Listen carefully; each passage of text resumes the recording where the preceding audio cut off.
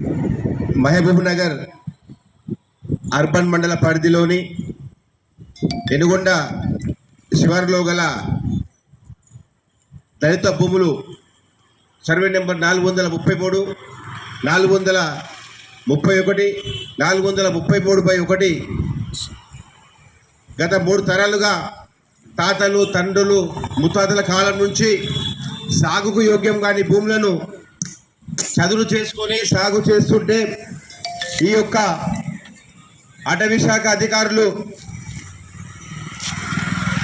ఇప్పుడు అంటే ఈ మధ్యకాలంలో వచ్చి వ్యవసాయం చేయడాన్ని అడ్డుకొని మేము వ్యవసాయం చేసే భూముల్లో చెట్లు నాటడం జరిగింది. ఆ చెట్లు నాటే కార్యక్రమాన్ని అడ్డుకోవడానికి మేమందరం కలిసి వెళ్ళడం జరిగింది. మహిళలను చూడకుండా, వృద్ధులను చూడకుండా ఈ అటవీ శాఖ అధికారులు వాళ్ళను తోసివేసి వాళ్ళపై దాడులు చేసే ప్రయత్నం చేశారు. వాళ్ళని జైలుకు పంపిస్తాం, మీరు ఈ భూమిలోకి వస్తాయని చెప్పారు. మేము ఒకటే ప్రశ్నిస్తున్నాం అటవీ శాఖ అధికారులను, మీరు ఎప్పుడు ఆ గుట్టను చదువు చేసిర్రు? మీరు ఎప్పుడైనా వచ్చి అక్కడ చూసినరా?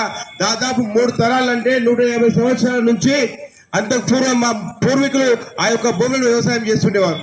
మరి అంత సాగు చేసినాక వచ్చి మేము వ్యవసాయం చేసుకుంటుంటే మా పొట్ట కొట్టడం దుర్మార్గం. దీన్ని మేము తీవ్రంగా ఖండిస్తున్నాం. అటవీ శాఖ అధికారులపై ప్రభుత్వం తక్షణమే చర్యలు తీసుకోవాలని చెప్పి మేము ఈ సందర్భంగా డిమాండ్ చేస్తున్నాం.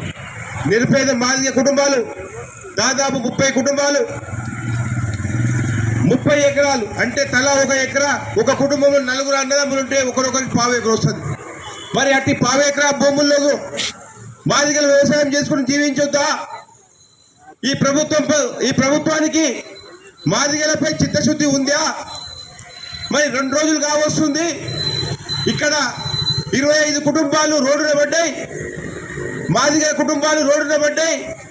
మాదిగల శాపం మంచిది కాదు.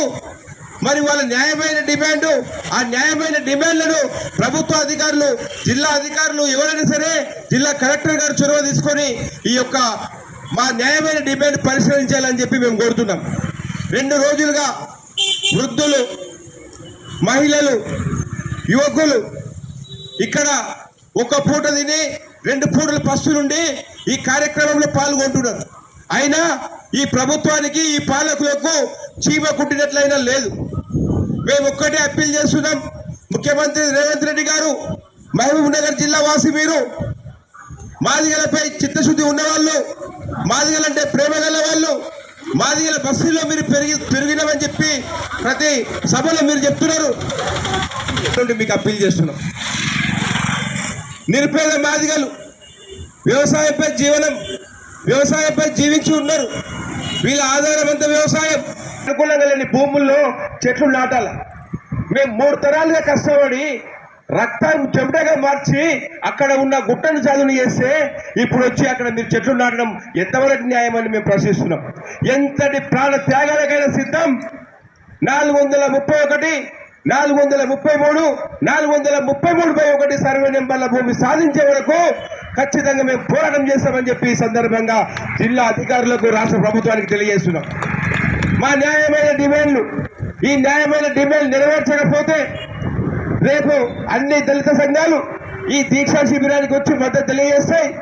ఆ దళిత సంఘాలు, ప్రజా సంఘాలు, రాజకీయ పార్టీల నాయకులతో చర్చించి భవిష్యత్ కార్యాచరణ ప్రకటించడం జరుగుతుంది. భవిష్యత్ కార్యాచరణ తీవ్ర రూపం దాల్చక ముందే స్థానిక శాసనసభ్యులు, జిల్లా కలెక్టర్ గారు స్పందించి ఈ మా న్యాయమైన డిమాండ్లను నెరవేర్చాలని చెప్పి మేము ఈ సందర్భంగా వారిని డిమాండ్ చేస్తున్నాం. భవిష్యత్ కార్యాచరణ రాష్ట్ర వ్యాప్తంగా ఎంఆర్పిఎస్ ప్రతి కార్యకర్త ఈ యొక్క దీక్షా శిబిరానికి రాష్ట్ర వ్యాప్తంగా మద్దతు తెలుపుతున్నారు. రాష్ట్రం అగ్నిగుండం కాకముందే ఈ సమస్యలు, ఈ న్యాయమైన డిమాండ్ పరిష్కరించాలని చెప్పి మేము ముఖ్యమంత్రి గారికి, జిల్లా ఇన్ఛార్జి మంత్రి గారికి, స్థానిక శాసనసభ్యుల గారికి విన్నవించుకుంటున్నాం. భవిష్యత్ కార్యాచరణ రేపు ప్రకటిస్తాం. అంతలోపు అధికారులు ఎవరైనా వచ్చి ఈ న్యాయమైన డిమాండ్స్ నెరవేరితే సరే, లేకపోతే జరిగే పరిణామాలకు జిల్లా అధికారులు, జిల్లా రాజకీయ నాయకులు, ప్రజాప్రతినిధులే బాధ్యత వహిస్తారని చెప్పి ఈ సందర్భంగా తెలియజేస్తూ ముగిస్తున్నాను. జై మాదిగ, జై మాదిగ. అట్లా